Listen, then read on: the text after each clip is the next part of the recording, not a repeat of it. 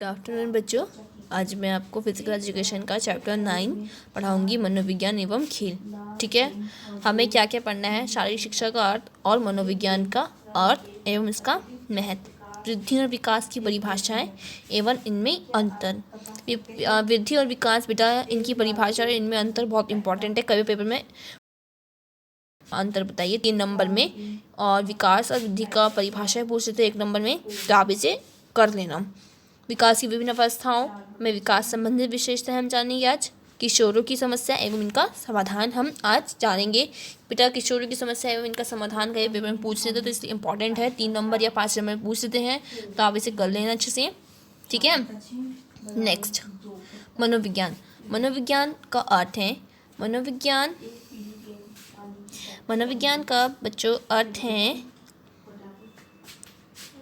मनोविज्ञान का अर्थ है, मनोविज्ञान मानव स्वभाव और इसके व्यवहार का वैज्ञानिक अध्ययन है।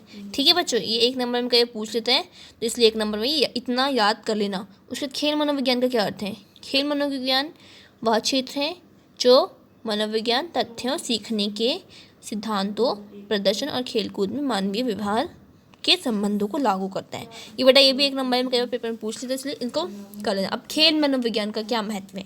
हम लोग बेटा, खेल मनोविज्ञान का क्या महत्व है? तो फर्स्ट पॉइंट है व्यवहार को समझने में। सेकंड, भावनाओं का नियंत्रण। बेटा, खेल मनोविज्ञान में भावनाओं का नियंत्रण होना बहुत ज़रूरी है। अगर हम अपने भावनाओं पर नियंत्रण नहीं करेंगे तो हम खेल ही नहीं पाएंगे। ठीक है बच्चे, ये सब आप भी जानते हैं, है ना। थर्ड है पॉइंट, खिलाड़ी को मनोविज्ञान रूप में तैयार करना। खिलाड़ी को मनोविज्ञान रूप से तैयार करना हमें बहुत ज़रूरी होता है, क्योंकि बेटा जब तक से वो मनोविज्ञान से तैयार नहीं होगा तब तक से वो खेल ही नहीं पाएगा। ठीक है, फोर्थ पॉइंट है गामक कौशलों को सीखने में मदद करता है। ठीक है, गामक कौशलों को सीखने में ये हमारी मदद करता है। और उसके बाद ये 5th पॉइंट है कौशलों को सुधारने में।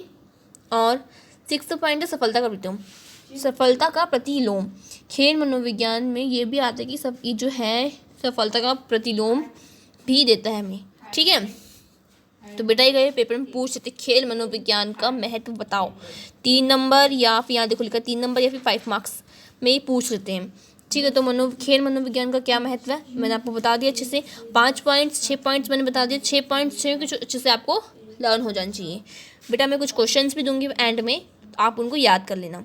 अब है नेक्स्ट, वृद्धि एवं विकास की परिभाषा। वृद्धि का अर्थ है आकार, भार, लंबाई, चौड़ाई आदि में बढ़ोतरी।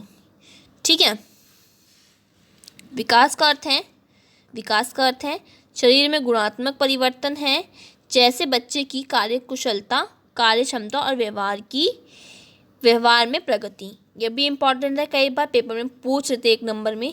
एंड वृद्धि एवं विकास का अंतर मैं भी आपको बताऊंगी। ठीक है, बाद में, पहले ये हम निकाल लेते हैं विकास एवं वृद्धि की विभिन्न अवस्थाएं। देखो, पहले आती है शैशवावस्था 0 से 5 वर्ष, फिर आती है बाल्यावस्था 6 से 9 वर्ष, फिर आती है बचपन 9 से 12 वर्ष, उसके बाद आती है किशोरावस्था 12 से 18 वर्ष, फिर आती है वयस्कता 18 वर्ष से आगे जो चलता है। ठीक है बेटा, तो इतना आपको समझ में आ गया। आई होप आपको यहाँ तक समझ में आ गया होगा। नेक्स्ट, किशोरावस्था, ये बार बताती हूँ मैं। किशोरावस्था, किशोरों की समस्या एवं उसका प्रबंधन। किशोरावस्था क्या है? ये भी 1 नंबर में पूछ लेते किशोरावस्था का अर्थ बताइए। तो ये वह अवस्था है जिसमें मनुष्य बाल्यावस्था से परिपक्व अवस्था की ओर बढ़ता है। ठीक है, अब किशोरावस्था की समस्या क्या है? ये किशोरावस्था की समस्या है, यहाँ पे सामने दिखाई दे रही है। उदासी आती है, जैसे जैसे बच्चे बड़े होने लगते हैं, जब उनके किशोरावस्था स्टार्ट हो जाता है उनका 12 वर्ष से अधिक, तो उन बच्चों के अंदर उदासी, इमोशनल आने लग जाते हैं। जैसे कि माँ बाप ने कुछ कह दिया उन्हें तो वो बहुत जल्दी गुस्सा आ जाते हैं, किसी फ्रेंड ने उन्हें कुछ कह दिया तो बहुत जल्दी गुस्सा आ जाते हैं। ठीक है, और वो अपने आप को आपराधिक और सामाजिक गतिविधि, अगर वो आपराधिक और किसी सामाजिक गतिविधि में लग जाते हैं, किसी जैसे कि दोस्त वगैरह से, फ्रेंड्स वगैरह से उनके गंदे क्या कहते हैं नशीले पदार्थों का वो करने लग जाते हैं, तो इनकी जो बच्चे बड़े होने लगते हैं तो वो अपने आप को समझते हैं कि हम ही बड़े हो रहे हैं और कोई बड़ा तो हुआ ही नहीं है। तो ये समस्या आती है कि अपने फ्रेंड्स, जो उनके फ्रेंड्स कहेंगे वही वो करेंगे। अगर वो नशीली पदार्थ का यूज़ करते हैं तो जो बच्चे हैं दूसरे वो लोग भी यूज़ करेंगे। तो ये बहुत ही बड़ी समस्या है कि आपराधिक और समाज की गतिविधि।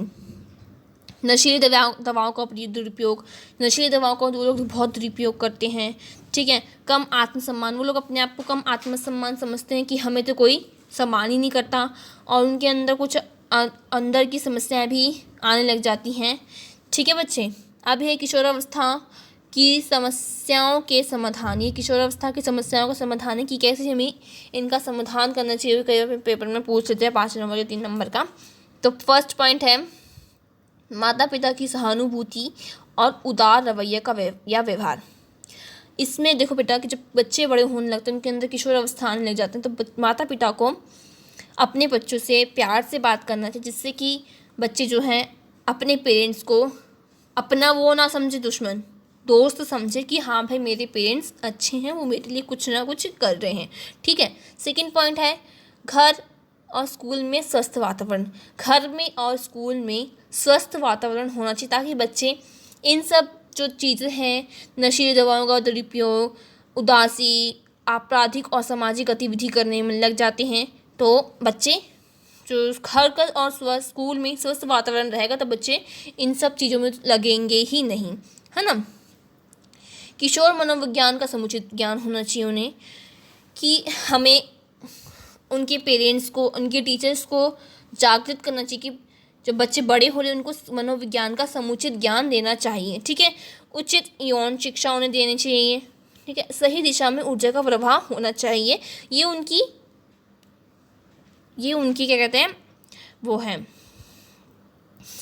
समाधान है। किशोरावस्था की समस्याओं के समाधान है। अगर हम इन समस्याओं के समाधान का यूज़ करते तो हमारे किशोरावस्था जो बच्चे बड़े होने लगते हैं तो फिर नशीली दवाओं का दुरुपयोग, अन्य चीज़ों में उनकी फिर समस्या आएंगी नहीं, ठीक है बेटा। आप जब भी बड़े हो रहे हैं आपके साथ भी कुछ ना कुछ समस्या आ रही होंगी, तो आप अपने पेरेंट्स के साथ बोलिए ये, या फिर अपने टीचर्स के साथ भी बोल सकते हैं। जरूरी नहीं कि अपने पेरेंट्स को बोले, अगर आप अपने तो अपने फ्रेंड्स को बोले जो आपके फ्रेंड्स अच्छे हैं। और बेटा बुरी संगत का तो वही करे ना, ठीक है बेटा। ये फर्स्ट क्वेश्चन है, साइकी का अर्थ क्या है। साइकी का अर्थ क्या है? मन, व्यवहार, वातावरण, विज्ञान। मन है, ठीक है।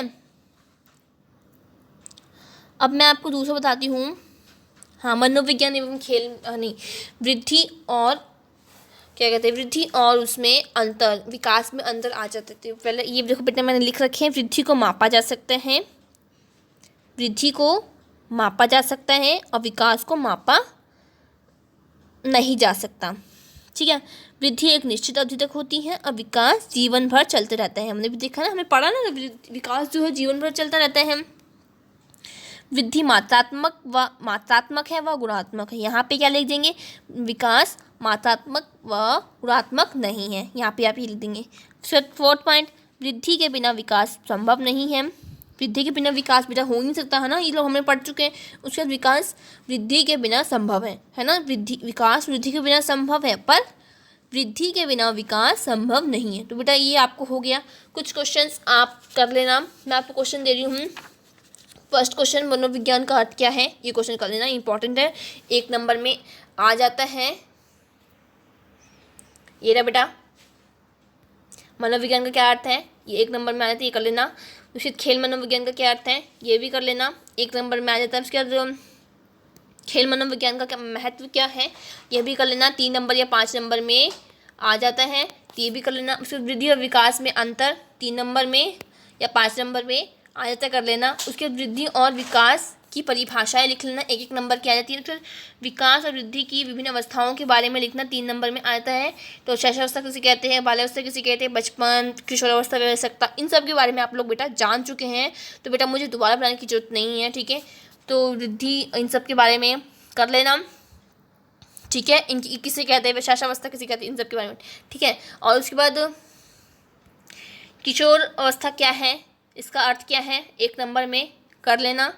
किशोरावस्था की समस्या क्या है, 3 नंबर या 5 नंबर में आ जाता है। अच्छे से इसको एक्सप्लेन, बेटा मैंने एक्सप्लेन भी कर दिया, ठीक है। अगर आपको एक्सप्लेन करने के लिए पेपर आता है तो इसको आपको एक्सप्लेन करना होगा, 5 नंबर में आएगा, तो आपको एक्सप्लेन करना होगा अच्छे से पाँचों पॉइंट्स को, ठीक है। अगर 3 नंबर में आते तो 3 नंबर में ये पाँचों पॉइंट्स आप लिख देंगे, ठीक है। ये पाँचों पॉइंट्स आप लिख देंगे 3 नंबर में। तो बेटा ये किशोरावस्था की समस्या कर लेना। किशोरों की समस्या जो है, विशुद्ध किशोरावस्था की समस्याओं की समाधान भी कर लेना। ये भी 3 नंबर में, नहीं तो 5 नंबर में एक्सप्लेन करने के लिए आता है। अगर 3 नंबर में आता है क्वेश्चन, 3 नंबर में ये पाँचों पॉइंट्स लिखने हैं। अगर ये 5 नंबर में आता है, मैंने 5 नंबर में भी आपको एक्सप्लेन कर दिया। 5 नंबर अच्छे से इनकी थोड़ा एक एक लाइन लिख देना इनके बारे में, तो इनके एक्सप्लेन आपको हो जाएंगे, ठीक है बेटा। आई होप आपको ये वीडियो मेरी पसंद आई होगी, है ना। तो फिजिकल एजुकेशन आप लोगों को समझ में आ गया होगा। चैप्टर 9 मैंने बेटा आपको शॉर्ट में अच्छे से बता दिए हैं, नहीं तो बुक में तो बहुत ही बड़ा पता नहीं क्या क्या है, समझ ही नहीं आता, ना ही बच्चे पढ़ पाते हैं, है ना। मैंने अभी बुक खोल के भी देखी तो कुछ समझ ही नहीं आ रहा था। फिर मैंने एक गाइड है मेरे पास, मैंने गाइड में देखा तो उसमें छोटा छोटा लिखा है, तो मैंने छोटा शॉर्ट में समझा दिया। क्योंकि बेटा कुछ और भी डेफिनेशन दे रखी है, वो पेपर में तो कभी पूछी जाती नहीं बेटा।